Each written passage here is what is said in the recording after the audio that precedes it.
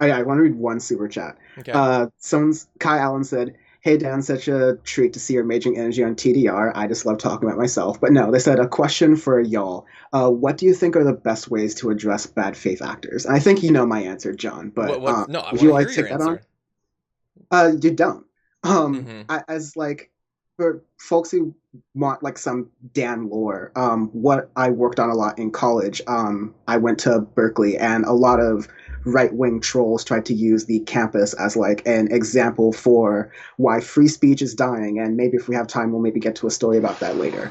But the news wasn't telling the full story, and what a lot of the students were there were kind of seeing the blatantly obvious thing that when you had these bad actors like Milo Yiannopoulos, like Ben Shapiro, like I don't even want to say their names, like Gavin McInnes and all these other like and Coulter and all these other like right wingers who like try to basically come to Berkeley just to have some sort of incident Yeah. and then have news cameras at that incident and then be able to act like they're the victim because of this incident and write books about this incident and go on talks about this incident and debate 19-year-olds about this incident. Like it's all about perpetuating the grift.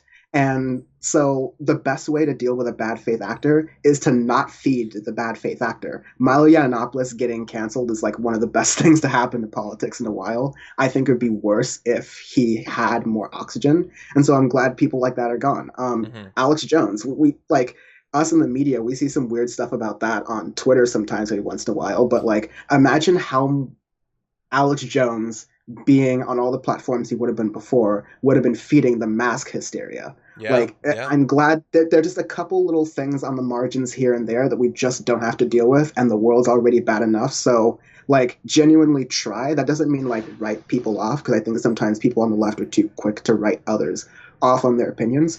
Try to hear people out. But if you notice a pattern when you're arguing where they're priorities seem to be consistent here but inconsistent over here, and when you address that they use some rhetorical tactic to try to switch the conversation on you, Mm-hmm. then you can start to decide whether or not they're a bad faith actor and then whether or not you continue dealing with them. But spend your time on the people who are gettable. Yeah. I think that that's a great There's my strategy. soapbox. Largely, I mean, we've talked about like pundit debates and stuff like that, and I know people disagree. I feel like it's a big waste of time because there's no winning. The whole purpose is brand building and audience building. Like just being there is the victory for them. So anyway, but yeah, no, I do agree with you, and yeah, also that I think that that's a great way to respond to people when it has become clear. Like after 3 years of lying about Sandy Hook, we get to write you off. But let's not write you off immediately for the first comment. Yeah.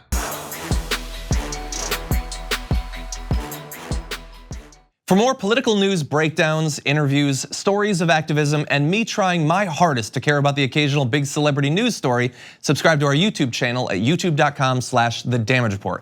And you can ring the bell wherever it is so you don't miss anything.